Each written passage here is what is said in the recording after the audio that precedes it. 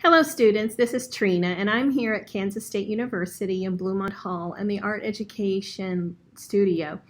Today we're going to have a brief demonstration on how to make your art and language arts integration project. This is a great project to tie into children's literature.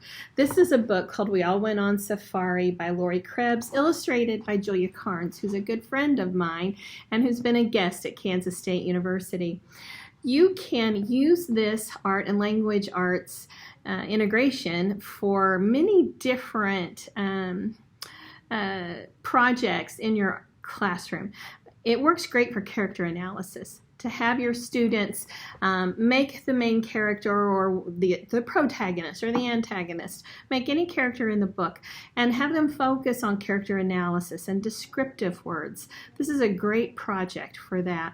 You could also use this project to the first week of school to have them make themselves and write about themselves. There are a lot of different ways you could incorporate this project into your classroom in multiple subjects. Today we're going to make a character from the book We All Went on Safari, and we're going to focus on this woman right here in the plaid Maasai skirt. So the first thing you're going to do when you make this project is you're going to make the paper base. As you can see here, there's a base of construction paper. Construction paper is one of the absolute cheapest supplies you can have in your classroom. Order it in many colors. It'll last for a long time. You'll always have the colors you need, and it truly is the cheapest art supply you can get for elementary school. Plus, you can do so much with it. And paper cutting and paper folding make great projects. So first you're going to start with one sheet of construction paper, and you're going to fold it in half, literally. And open it up and you have a crease. Now you're going to fold it in half the other way and crease it good. Crease it really nice and hard. And now your construction paper is divided into 4 quadrants. You're going to cut on one line, one of the short lines, just from the edge to the middle and stop right at the middle. You're only cutting on one of the lines that leads to the middle. And so you can see I'm going to just cut right up the folded line. And then you're going to take your glue stick, and you're going to be very generous with that glue stick, and you're going to glue one of the cut edges. As you can see, I glued this edge. Now you're just going to fold one cut edge over the other just so the lines actually meet, and press it down good. And I always take my finger and kind of come in and really make that middle crease nice and good. So here is your base box for your cut paper person. The next thing you're going to do is you're going to cut out the clothing piece, the biggest and bulkiest piece of clothing on your person first. And so we are doing the Maasai woman, and so the first thing I'm going to do, I'm actually going to cut out almost a full dress as if she was wearing it, because it works best for this demonstration for you. So you can draw it. I don't need to, but you can draw it if you need to. So the first thing I'm going to do is cut out half of her dress. Now, this is a good way to teach your students about symmetry. And when you open it up, you have her dress. Now the important thing is when you glue it on here that you glue it about halfway down, because if you glue it up high, it won't be balanced and it'll topple over.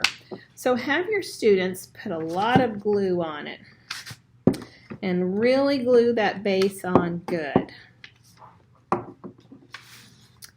All right.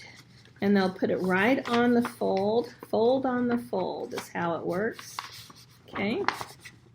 All right.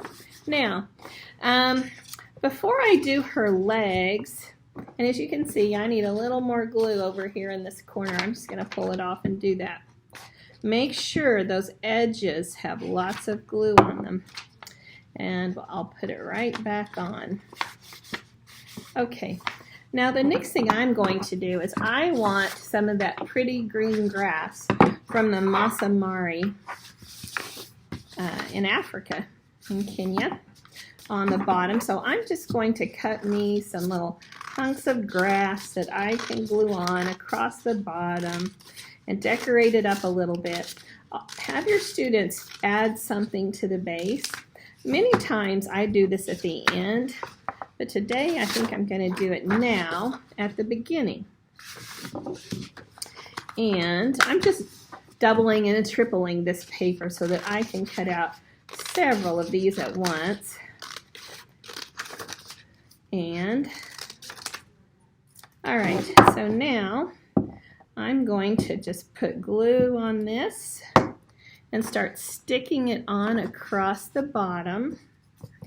I'm going to put my darker ones on first.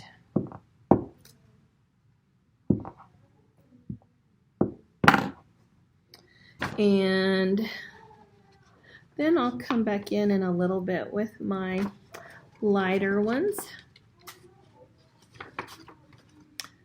I'm just going to build up some grass color there. And now I'm going to do the big ones. You can see I'm going to put this one right here over those. And all right, so once you get the base piece in, I played with paper dolls when I was little. I'm not sure if you did or not. Anything paper seems to have kind of disappeared from the landscape a little bit because of computers and technology. But you can just imagine that you're doing paper dolls, okay? And so we need arms and we need a head on our person. Remember to cut the neck pretty thick. One thing that I often do is I cut the neck wider than it needs to be. And then I'm just going to kind of estimate how big I want the head to be. And I'm going to cut the head and put it. So this is my head that's going to go right here. Now I'm going to put the glue on the front of this, and not too much of my neck may actually show, but it gives me some good support in the back so it doesn't flop. This one has a really thin neck. A student made this one and it flops. So remember, make the neck thick and that won't happen. All right. Now the arms are something you just kind of have to play around with. You might have to cut a few out. This is a problem-solving activity, and it's nice not to have step-by-step directions and to let your students have to think and play and struggle just a little bit to make this work. So I'm going to cut an arm and another arm, and I think I'm going to have the arms be behind her back today for now. But in a little bit, you'll see I may move it to the front. I'm not going to do the whole project today, just so this video isn't quite so long, but I'm going to show you how to do the basic parts. And, okay, I need to get some more glue on the front of this. Okay, so her arm is going to go on like this, and she's on there, okay?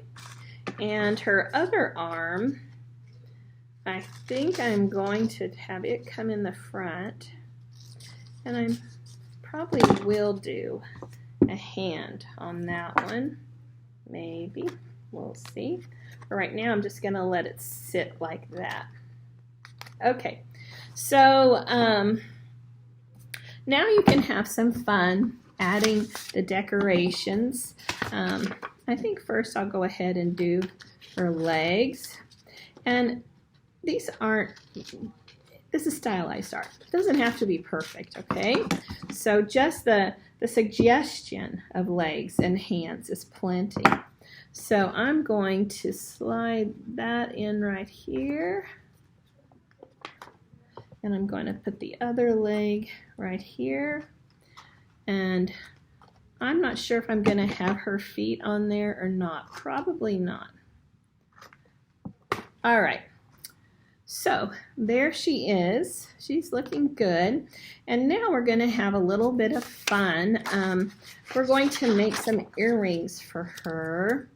And I think I'm just going to do some big round earrings. And then I think I'm going to cut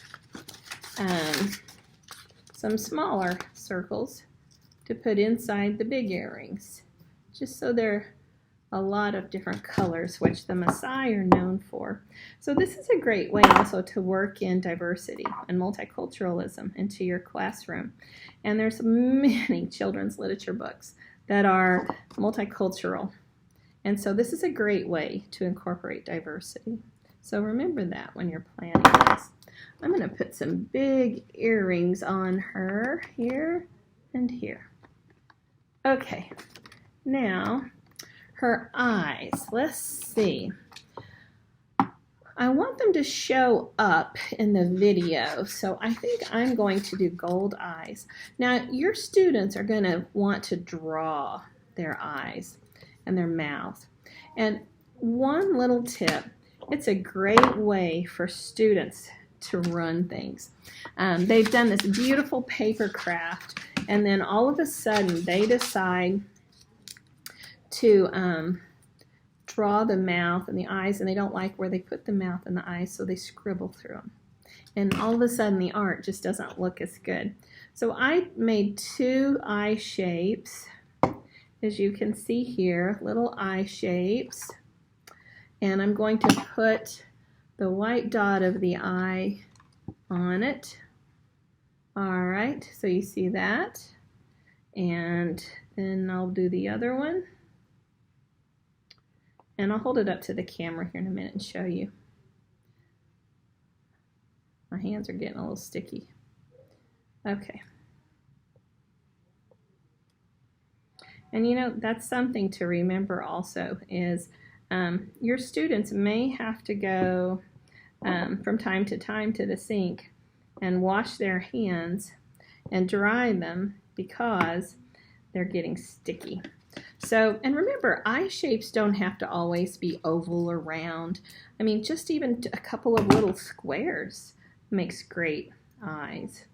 So I'm going to show you these in just a sec. But what I've done is I have just glued 3 little pieces of paper together for each of my eyes. You can see it here. All right, if I can get it up where you can see it. All right, where is it? There we go. All right, that's what I've made. And so I'm going to stick them on about where they would go.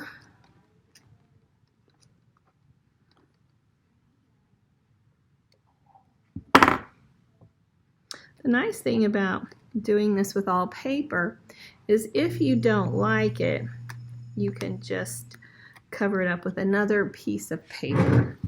I'm going to make her some lips because she is going to need them. I'm going to glue those on, and then I'm going to consider myself done with her face.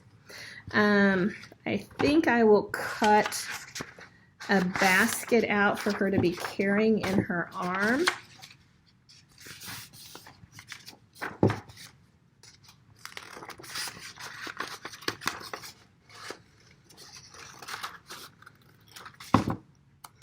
And I'm going to glue this on right about here.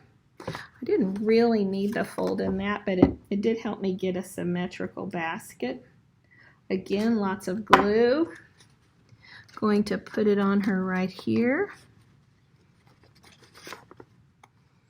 And I'm going to glue her hand down right there. And then just to give her the suggestion of a hand, I'm going to cut basically what I'm just going to call a little mitten hand with a thumb and some fingers. And we'll glue it on for her hand.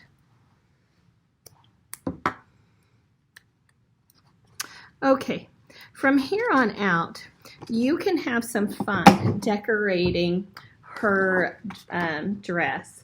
So I made this one a few years ago. This is also a Maasai person from Kenya.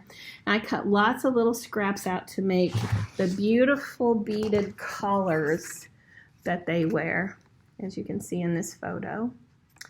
And this one has a walking stick and the beads hang down like necklaces. So you can do all of that now to her. And as you'll notice on this one, I just have closed eyes, the suggestion of eyes. So enjoy this project. Let me show you a couple of others.